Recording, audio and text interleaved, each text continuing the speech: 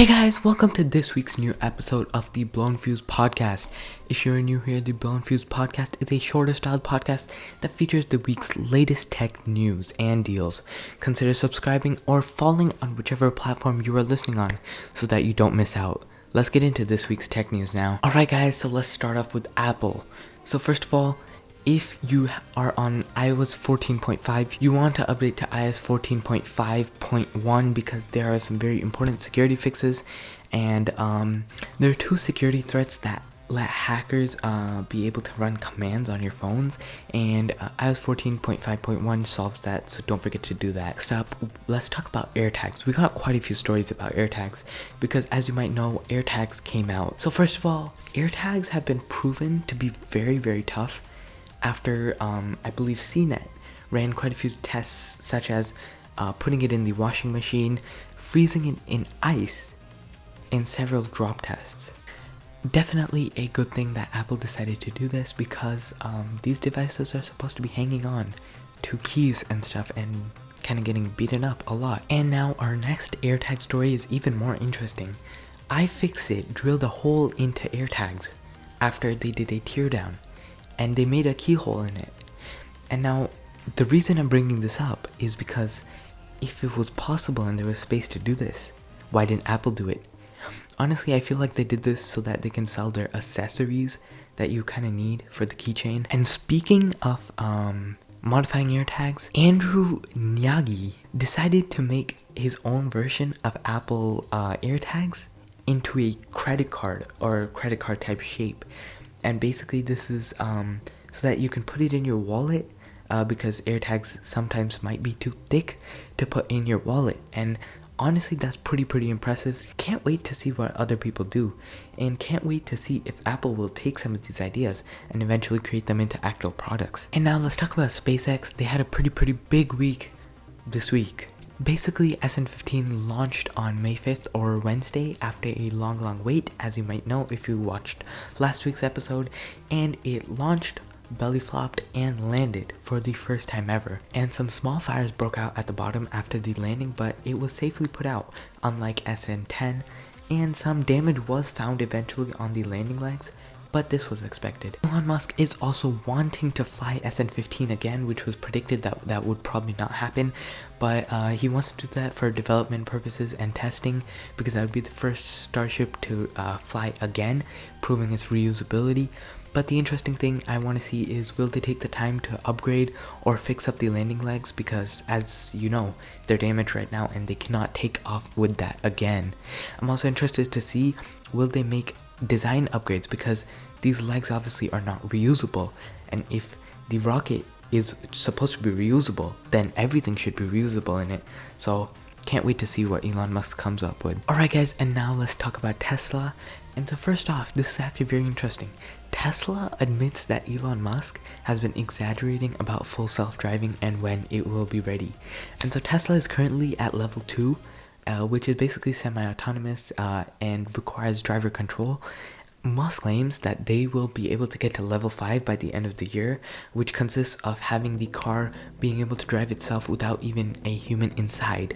But the company now is saying that it won't be possible. And in terms of autopilot, honestly, I feel like that's true, because going from level 2 to level 5, and especially with all the problems they're having right now, it's gonna be an interesting journey.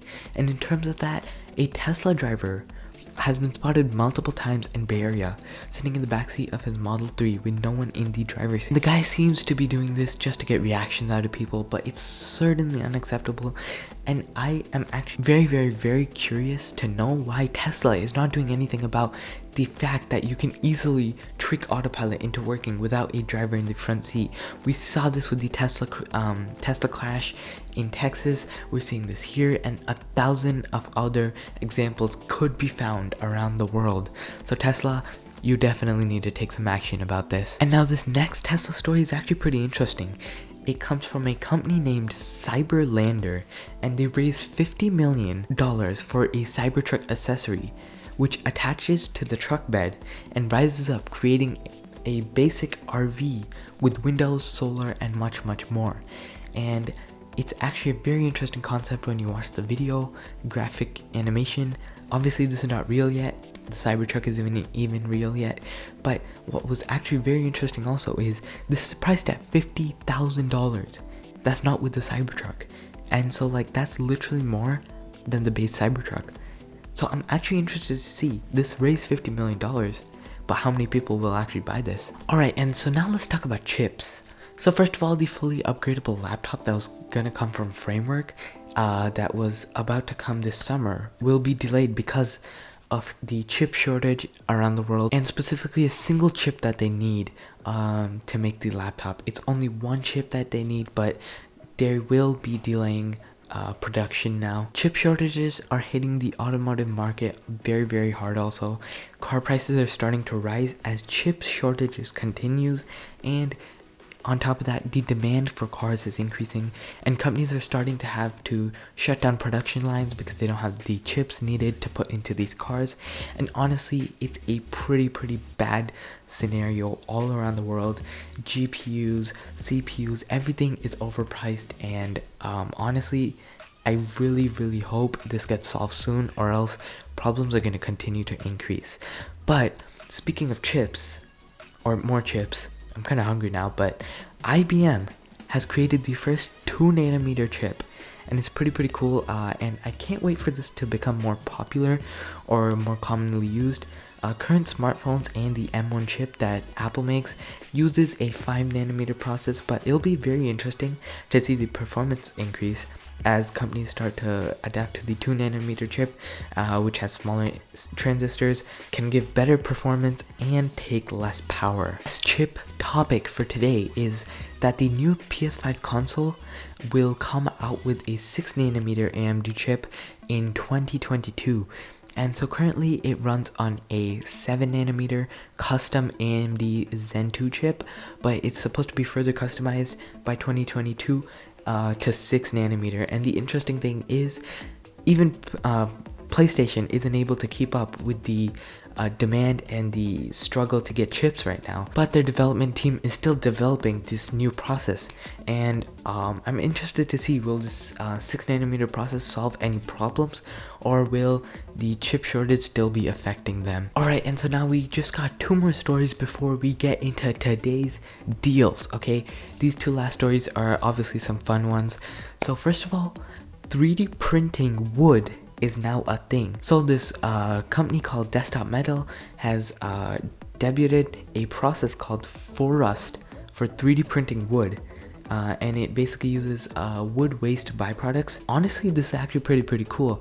We've seen chocolate 3D printing, even some metal 3D printing, and this is interesting because this could change the future a lot, being able to 3D print all these materials. And so our final story for today is that Google Assistant can sing you a vaccine song. So all you gotta say is sing the vaccine song to your Google Assistant, and it'll sing you a vaccine song about the COVID-19 vaccine. That's very interesting that Google added that. Alright guys, and now let's get into deals. You already know what's happening here. We've got some fire deals as always. So first off, the MacBook Air M1 with the 256GB SSD version is for $899 compared to the $999.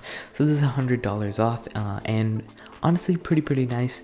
And if you want even better sales, if you have a Costco membership, you can go there, and they are offering $150 off plus a $50 off general price tag, which is a great deal. They have M1 MacBook Air and Pro both on sale, so go check it out. We also have the Apple AirPod Pros for $197 on Amazon compared to the normal $250 price tag, and this is very good. One of the lowest prices ever seen for the AirPod Pros, and if you were looking for them or you just bought them from somewhere, you should probably return it and decide to buy from Amazon, because that price, once it's gone, it probably won't come back. After that, we have the Apple iPad Air 256GB Wi-Fi version for $675 at Amazon compared to the $749 normal price tag, and that is a steal because the iPad Air, the new one, is pretty nice. Next up, you can get a Razer Viper Ultimate Wireless Gaming Mouse for $89 at Amazon, and this is normally at $100, and the Viper Ultimate is a killer mouse for the price. Right, and we got a few more deals for today. First off, the Logitech C920S HD Pro 1080p webcam is for $69 at Logitech, eBay, Best Buy, and Office Depot. This is normally $85. As you know, I've covered this in a previous episode also. One of the best webcams out there for their value. Next up, you can get the Fitbit Inspire 2 for $68 at Amazon and Autorama, and this is normally $87. And the Fitbit Charge 4 you can get for $98 at Amazon and Autorama also, and this is normally priced at $135. So if you're looking for a fitness tracker, these are probably your two best options if you don't want to spend anything more than $100, and great deals, so check it out. Next up, we have $50 off pretty much every variation of the Apple Watch Series 6 at Best Buy, Target, and Amazon, and that is a killer deal. So you could pretty much spec it out in any way: cellular, non-cellular, 40, 44mm, any variation you want. They're all $50 off. So again, a steal, like a literal steal. And if you want to spend less, you can go for the Series 3 38mm. It's available for $169. And this is $30 off. But yeah, guys, that's pretty much it for this episode. Hope you guys enjoyed. Don't forget to subscribe and follow on whichever platform you're watching on. Also, share this with all your friends so that we can grow our community here. But yeah, guys, that's pretty much it for this episode. Hope you guys enjoyed. This is your host, Akar Sharma, signing off.